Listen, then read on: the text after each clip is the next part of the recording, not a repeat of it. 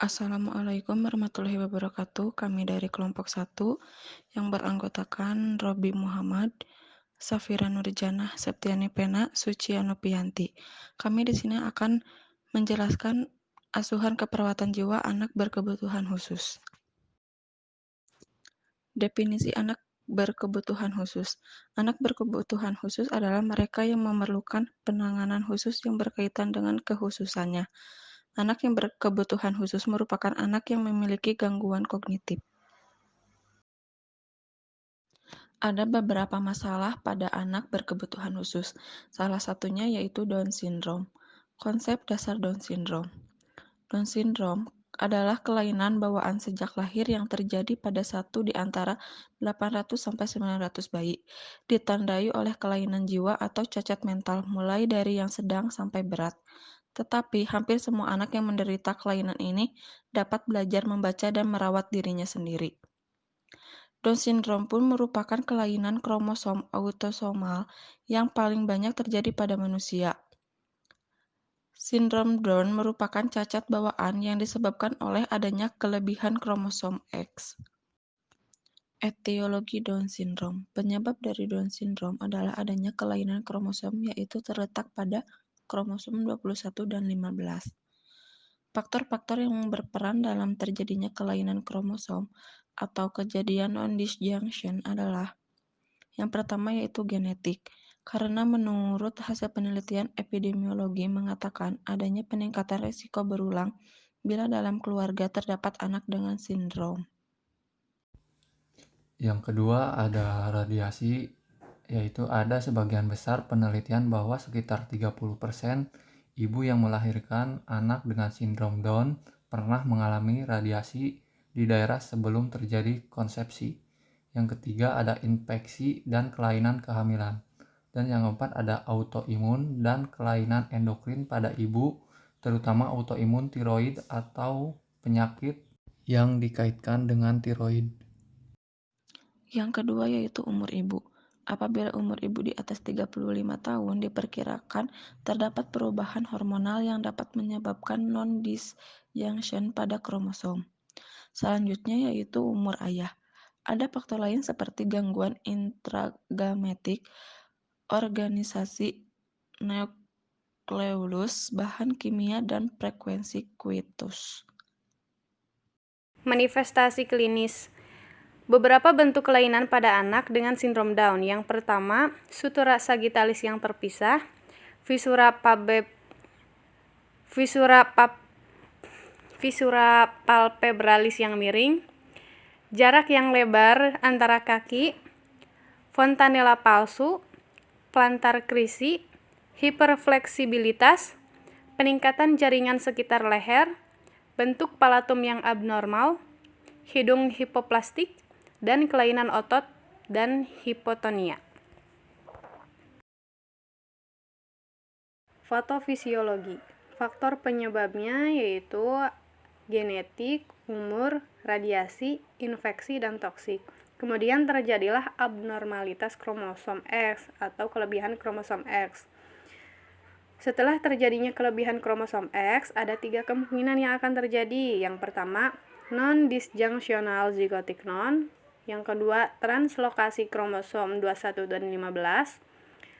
Yang ketiga, post-disjunctional.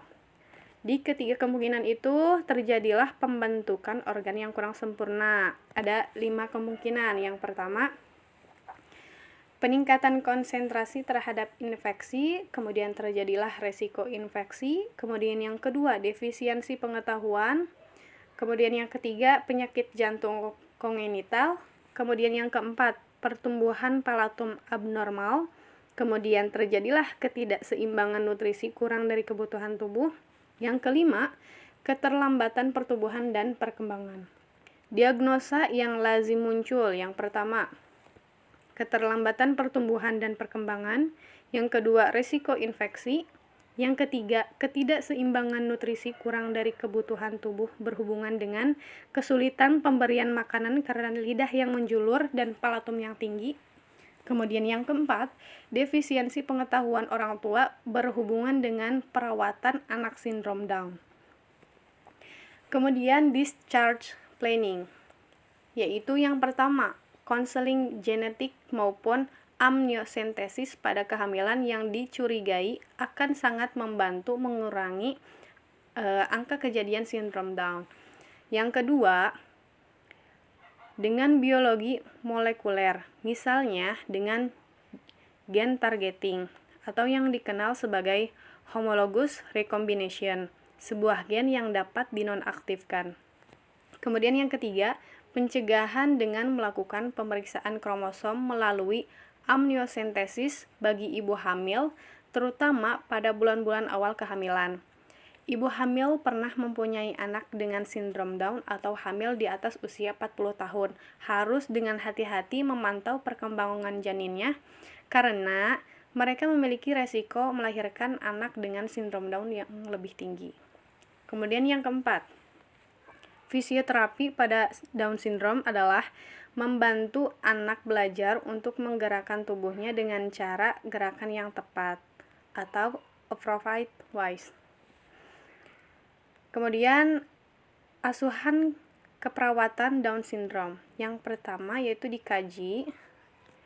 Di pengkajian ada identitas, nama, harus lengkap dan jelas. Umur perlu dipertanyakan untuk interpretasi tingkat perkembangan anak yang sudah sesuai dengan umur dan jenis kelamin.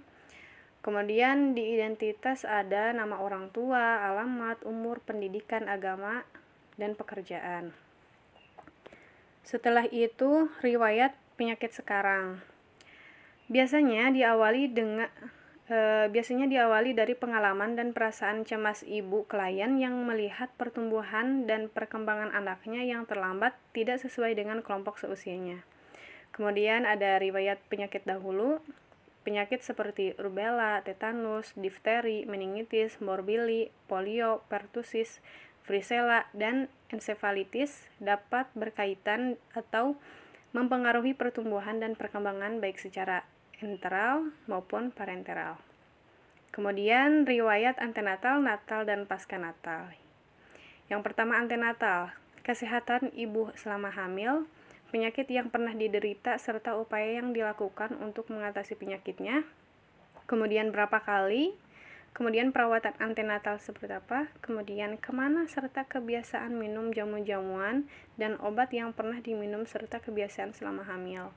Kemudian yang kedua natal, tanggal, jam, tempat pertolongan persalinan, siapa yang menolong, cara persalinan, apakah spontan atau ekstrasi vakum atau ekstrasi forceps, apakah SC dan gameli.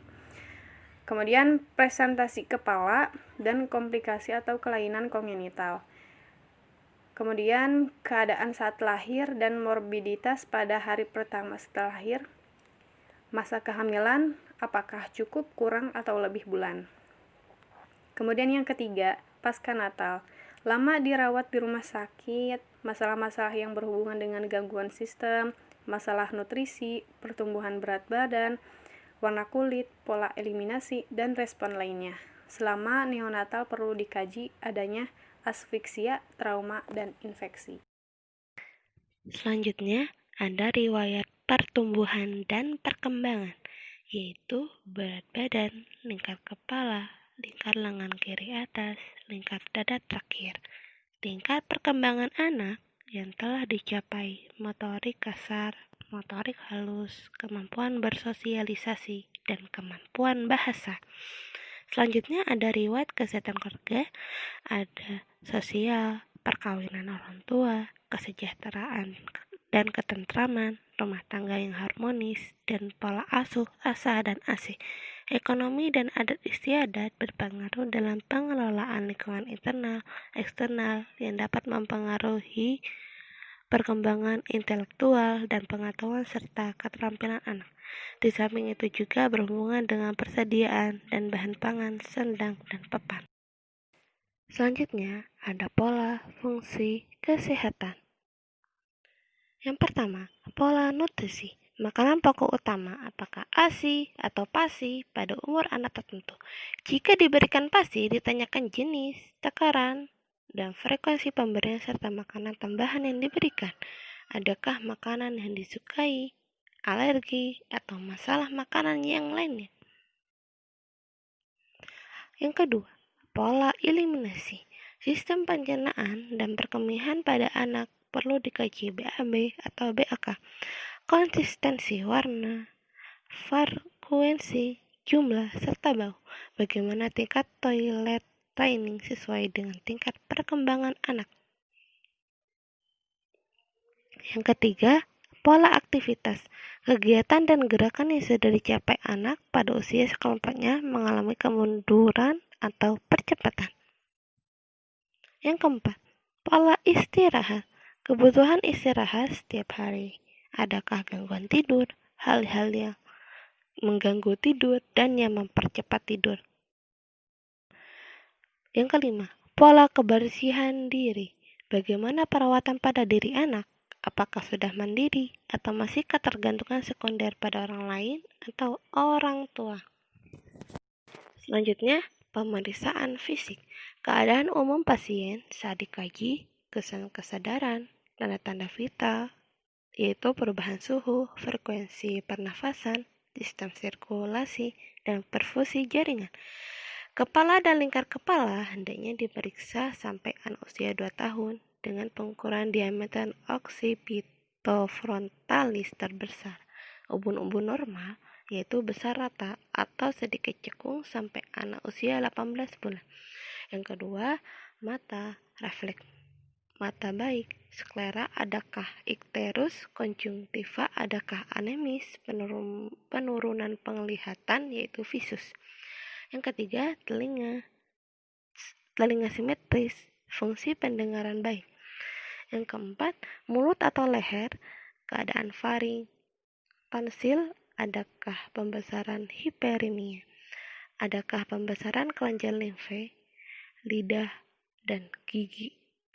Kotor atau tidak, adakah kelainan, bengkak, dan gangguan fungsi. Kelenjar tiroid, adakah pembesaran atau disebut gondok yang dapat mengganggu proses pertumbuhan dan perkembangan anak. Yang kelima, kulit, keadaan warna, turgor, edema, keringat, dan infeksi. Yang keenam, torak, bentuk simetris, gerakan. Yang ketujuh, paru, normal vesikular, adakah kelainan pernafasan, rongki, dan wheezing. Yang kedelapan, jantung, pembesaran, irama, suara jantung, dan bisi. Selanjutnya, genitalia, testis, jenis kelamin, apakah labia mayor menutupi labia minor pada perempuan. Ekstremitas, refleks fisiologis, refleks patologis, refleks memegang, sensibilitas, tenus, dan motorik. Selanjutnya, pemeriksaan diagnostik. Yang pertama, radiologi, pemeriksaan EEG, pemeriksaan CT scan, thorax AP atau PA, laboratorium SI yang disebut serum elektrolit, FL, UL, DL, BUN, LED, serum protein, IgG, IgM, konsultasi bidang THT, jantung, paru, bidang mata, rehabilitasi bendis, program terapi gizi seimbang, multivitamin, AB sesuai dan infeksi, penyerta. Selanjutnya, intervensi diagnosa pertama. Tujuannya, peningkatan perkembangan anak sesuai tingkatannya. Keluarga dan anak mampu menggunakan coping terhadap tantangan karena adanya ketidakmampuan. Keluarga mampu mendapat sumber-sumber sarana komunitas. Status nutrisi seimbang, berat badan normal. Rencana intervensinya yaitu peningkatan perkembangan anak dan remaja, kaji faktor penyebab gangguan perkembangan anak, identifikasi dan gunakan sumber pendidikan untuk memfasilitasi perkembangan anak yang optimal. Yang keempat, berikan instruksi berulang dan sederhana. Berikan reinforcement positif atas hasil yang dicapai anak. Dorong anak melakukan perawatan sendiri. Manajemen perilaku anak yang sulit. Selanjutnya, dorong anak melakukan sosialisasi dengan kelompok, ciptakan lingkungan yang aman, manajemen nutrisi, kaji keadekuatan asupan nutrisi, misalnya kalori zat gizi, kemudian tentukan makanan yang disukai anak, kemudian pantau kecenderungan kenaikan dan penurunan berat badan, nutrition terapi, kemudian menyelesaikan penilaian gizi, memantau kesesuaian perintah diet untuk memenuhi kebutuhan gizi sehari-hari, kolaborasi dengan ahli gizi, jumlah jenis nutrisi yang sesuai, pilih suplemen yang sesuai, dorong pasien memakan makanan semisal jika air liur kurang. Selanjutnya ada intervensi yang kedua, yaitu bertujuan untuk klien bebas dari tanda dan gejala infeksi, mendeskripsikan proses penularan penyakit, faktor yang mempengaruhi penularan serta penata laksanaannya, menunjukkan kemampuan untuk mencegah infeksi, jumlah leukosit dalam batas normal, menunjukkan perilaku hidup sehat. Rencana yang pertama yaitu infeksi kontrol, bersihkan lingkungan setelah dipakai pasien lain, pertahankan teknik isolasi, batasi pengunjung bila perlu, instruksikan pada pengunjung untuk mencuci tangan saat berkunjung meninggalkan pasien. Gunakan sabun untuk cuci tangan setiap sebelum dan sesudah tindakan keperawatan, pertahankan lingkungan aseptik, tingkatkan intake nutrisi, kemudian dorong masukan cairan, dan dorong istirahat. Selanjutnya intervensi yang ketiga, tujuannya ada peningkatan berat badan sesuai dengan tinggi badan, mampu mengidentifikasi kebutuhan nutrisi, tidak terjadi penurunan berat badan yang berarti. Rencananya yaitu yang pertama nutrisi manajemen, kaji adanya alergi makanan, kolaborasi dengan ahli gizi untuk menentukan jumlah kalori dan nutrisi yang dibutuhkan pasien, anjurkan pasien untuk meningkatkan protein dan vitamin C, berikan substansi gula, yakinkan diet yang dimakan mengandung tinggi serat untuk mencegah konstipasi, berikan makanan yang terpilih, ajarkan pasien membuat catatan makanan, beri informasi tentang kebutuhan nutrisi, kemudian kaji kemampuan pasien untuk mendapatkan nutrisi yang diperlukan, dan yang terakhir monitoring berat badan dan intake makanan. Selanjutnya intervensi yang keempat, tujuannya pasien dan keluarga menyatakan pemahaman tentang penyakit, kondisi, prognosis, dan program pengobatan. Pasien dan keluarga mampu melaksanakan prosedur yang dijelaskan secara benar. Rencananya yang pertama, berikan penilaian tentang tingkat pengetahuan pasien tentang proses penyakit yang spesifik, jelaskan patofisiologi dari penyakit dan bagaimana hal ini berhubungan dengan anatomi dan fisiologi dengan cara yang tepat. Gambarkan tanda dan gejala yang biasa muncul pada penyakit dengan cara yang tepat. Gambarkan proses penyakit dengan cara yang tepat. Dan identifikasi kemungkinan penyebab dengan cara yang tepat juga. Selanjutnya, sediakan informasi pada pasien tentang kondisi dengan cara yang tepat, hindari jaminan yang kosong, sediakan bagi keluarga atau informasi tentang kemajuan pasien dengan cara yang tepat. Diskusikan perubahan gaya hidup yang mungkin diperlukan untuk mencegah komplikasi di masa yang akan datang dan atau proses pengontrolan penyakit. Diskusikan pilihan terapi atau penanganan. Dukung pasien untuk mengeksplorasi atau mendapatkan second opinion dengan cara yang tepat atau diindikasikan. Rujuk pasien pada grup atau agensi komunitas lokal dengan cara yang tepat atau diindikasikan. Rujuk pasien pada grup atau agensi di komunitas lokal dengan cara yang tepat. Dan instruksikan pasien mengenai tanda dan gejala untuk melaporkan pada pemberi perawatan kesehatan dengan cara yang tepat. Selanjutnya, melakukan implementasi berdasarkan perencanaan dan sesuaikan dengan keadaan pasien.